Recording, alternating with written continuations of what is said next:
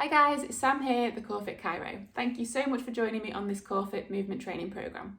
I really hope you have fun learning to move the way that your bodies are designed to move again with me.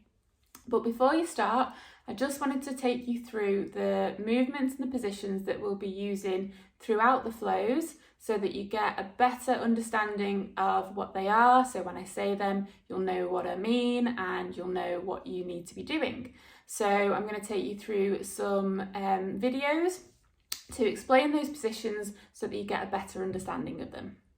So all my movement flows follow a developmental sequence as described by the Prague School of Rehabilitation and their method, dynamic neuromuscular stabilisation. These videos are not designed for other healthcare practitioners or personal trainers to use with their patients or clients to teach them dynamic neuromuscular stabilisation. They are only designed for my clients in order for them to get a better understanding of the movements and positions that we use in the movement flows. And I'm not claiming that I've created these movements or positions. As I said previously, they are the developmental sequence as described by the Prague School of Rehabilitation and their method, dynamic neuromuscular stabilisation. But the CoreFit movement training programme is completely mine. I've just used the concept of DNS within them.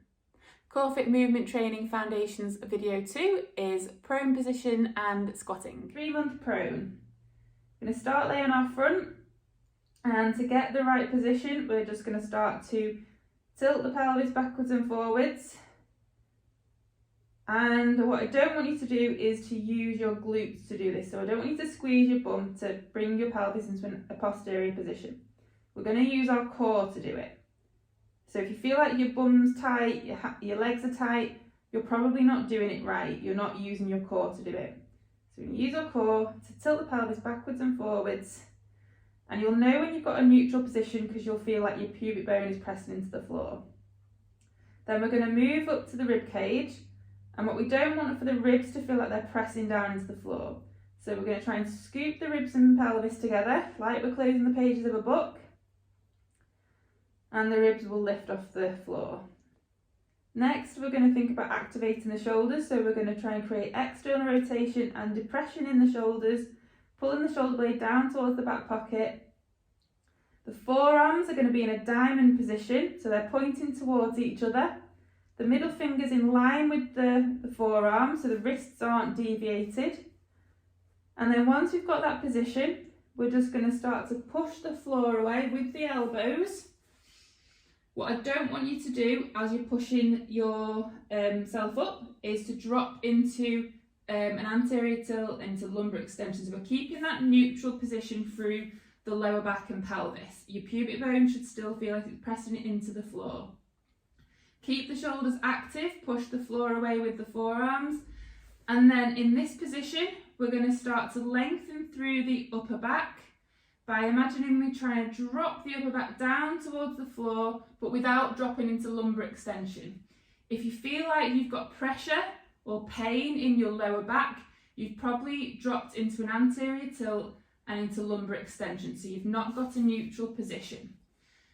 So we're trying to lengthen through the upper back without dropping into extension through the lower back. And the neck as well wants to stay neutral. The neck doesn't want to go into extension. So that is the 3-month prone position. So from the 3-month prone, we can go into the 4.5-month prone, or what I call the lizard. So with that, we're going to bring one hip into flexion, keep the other leg straight, and the knee is going to come to the side. And then we're going to push down into the floor with that knee and the opposite forearm. We're going to keep that shoulder, that supporting shoulder, active by creating external rotation and depression of the shoulder blade. Keep the length through the neck, keep that neutral position through the lower back and pelvis, so you don't want to just dip down, and then we're going to keep on trying to lengthen through the upper back. So this is the 4.5-month prone. So from a prone position, we can push ourselves up into a 6-month prone. So the hands are going to be by the chest. Make sure you've got your pubic bone connection with the floor before you start, so neutral pelvis, neutral lower back. And we're going to push away up into a 6-month prone. Shoulders active, so you want the middle finger pointing forwards. The fingers are going to be spread wide, So the full hand is connecting with the floor, so you don't want to be clawed. Part of the hand doesn't want to be lifted off the floor, so we're going to push the whole hand away into the floor, activating through the shoulders. Maintain your neutral position through your lower back and pelvis, and then try and think about lengthening through the upper back without dropping into the lower back, and keep the neck nice and long. So 6-month prone is this position with the knees a bit further back. So from the 6-month prone, we can go into the 7-month prone or quadruped position. So the hands are going to be a bit further backwards. We're going to have 90 degrees hip flexion. We also want external rotation and abduction in the hips, so we don't want to be too narrow with the knees. And then we're going to find our neutral pelvis, neutral lower back. Push the floor away with the hands. Make sure we've got that full connection with the floor. Middle finger pointing forwards. And then we're going to think about lengthening through the spine. So we don't want to be rounding through the upper back, but as we drop the upper back, we don't want to just go into lumbar extension. So we're keeping neutral and maintaining this position. And then from the 7-month prone or the quadruped position, we can start to hinge backwards.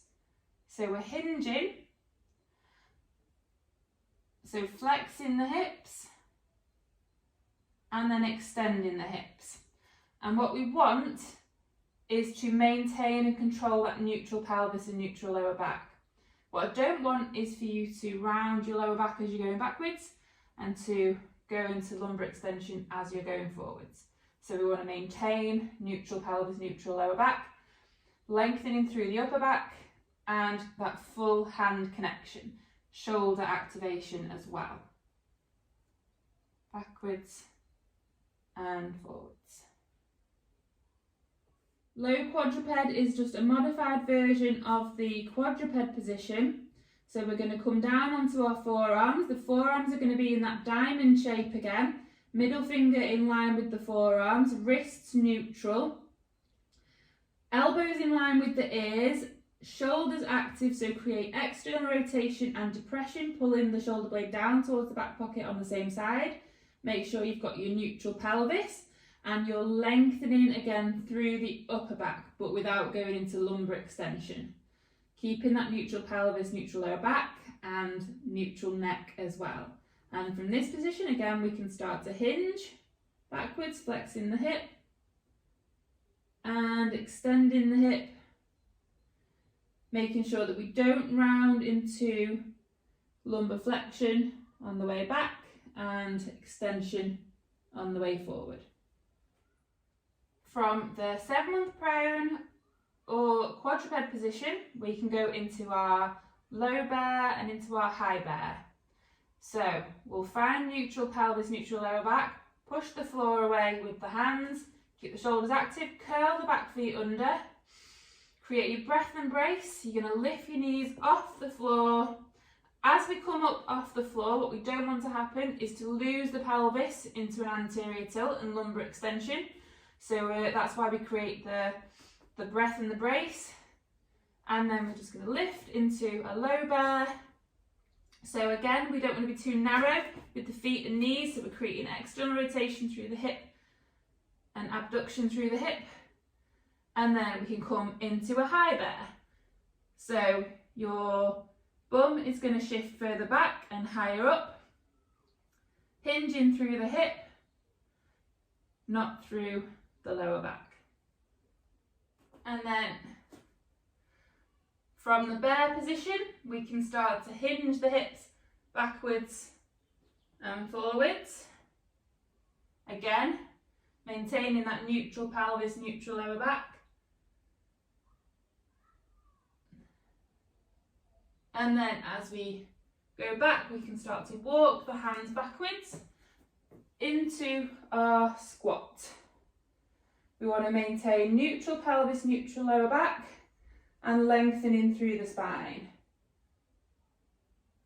So from the squat position, we're going to go into our stand, and then slowly lowering back down. What I don't want you to do is to rush this movement. So I want you to think about what's happening in the pelvis and lower back. So what I don't want is for you to go into an anterior tilt and lumbar extension as you're coming up and to round as you're going down. So we want to maintain a neutral pelvis, neutral lower back, lengthening through the spine, active shoulders, and control what's happening through the pelvis and lower back on the ascent and on the descent. And think about the weight distribution. So we want to be going down centrally. So if you start to feel like your weight is shifting from side to side, I want you to try and correct that so that you're going more centrally. And think about your big toes pressing down into the floor. So it's all about controlled, well thought out movement. The more you think about movement being good, eventually over time, you won't have to think about it anymore. So that's the end of video 2. I really hope you enjoyed it, and I will see you in video 3.